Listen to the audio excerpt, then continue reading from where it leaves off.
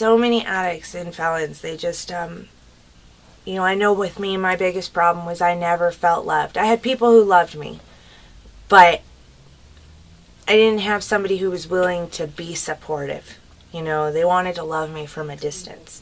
And it took, you know, the Ridge House, who was there to support me and love me and be there for me, but support me through it no matter what, you know, through my relapse, through the good days, through the bad days, through all of it. And hold, you know, when I needed somebody to hold my hand when I was scared, they held my hand when I was scared and let me cry. When I was, you know, doing great, they were there to be like, hey, look, we've seen changes in you. They were there to give me that positive reinforcement.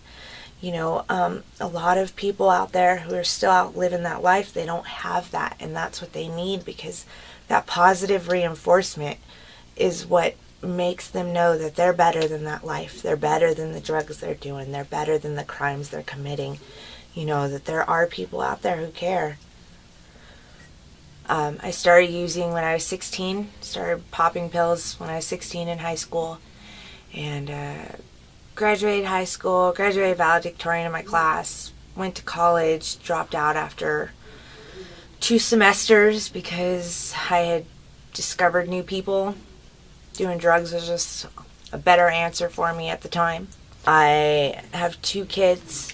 I graduated from meth to pills to heroin over a short period of time.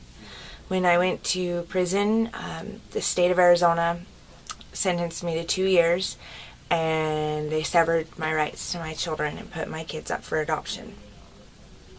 When I got out, I went to my parole officer. I had everything transferred up here because a family member adopted my girls and brought my girls to Reno, which is my parole officer, and said, you know, I want to go into a program, and the Ridge House is what was suggested to me. I went into the program. It was a great program. I was in and out rather quickly, maybe a little too quickly. Within 7 weeks, I had a full-time job. I was clean for a little over 2 years. I had my own apartment. I was seeing my kids on a regular basis. You know, things were going really well for me. I was continuing to do outpatient here at the Ridge House.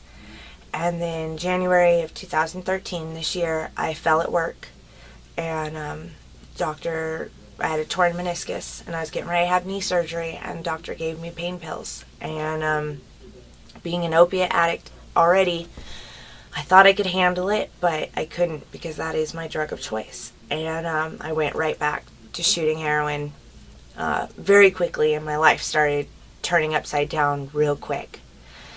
The Ridge House reached out to me because I was continuing to come to outpatient even during my relapse, and the Ridge House reached out to me, and they were like, you know, we want to help you. We know this isn't what you want for your life. And they helped me get clean. They helped me detox, and they have just been there for me 100% of the way, just, you know, through my surgery that I just had, you know, so that I don't relapse again because of surgery, you know. And until I can get back to work, until I'm cleared to go back to work, I'm able to do a lot of community service here, and or volunteer work, and just give back to the program that has given me so much and shown me a new way of life, and shown me that, you know, it's possible to live a good, clean life and to be able to put the past behind me and move on. So I haven't seen my kids since January.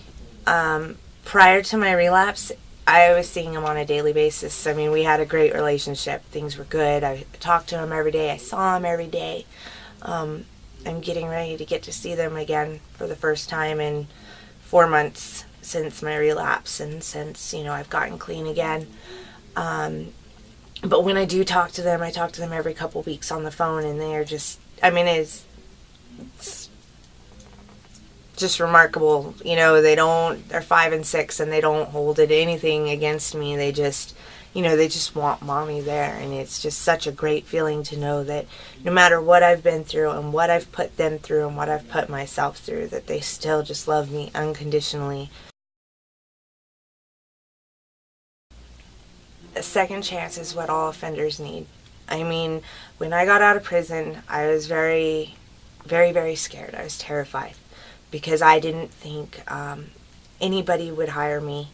I have DUIs, I have drug charges, I have domestic violence charges, I have credit card fraud charges. I'm a 3-time felon, and I thought nobody is ever going to give me a chance. And it was because several places gave me a chance. I mean, I had so many people trying to give me a second chance. I had to turn down jobs, which was beyond anything I ever thought would happen. And, it's just, if you give somebody a second chance, that's what they need to be able to straighten up their life and get things together, because so many of us don't know how to live a normal life, don't know how to do regular things. And when we can't find work, we can't get that second chance, we can't get that person that's willing to take a gamble on us, that's what tends to lead us back to that old life of using and stealing and the things that put us in prison and got us using in the first place, because it's all we know and we know how to survive that way. But if somebody's willing to give you that second chance, you'd be amazed that they don't want to do drugs. They don't want to go back to that lifestyle, because it's such a positive feeling and such a great feeling at the end of the day to get that paycheck and say, hey, I earned this. I didn't have to rob somebody. I didn't have to hurt somebody. I didn't have to do this or do that. I earned this with my hard work. I paid my rent without... I pay my rent now every month on my own. I don't have to call my family and ask for help with some sad story that may or may not be true. I don't have to rely on my friends. I'm able to do it all on my own, and that is such a great feeling, but it's because somebody was willing to give me a second chance.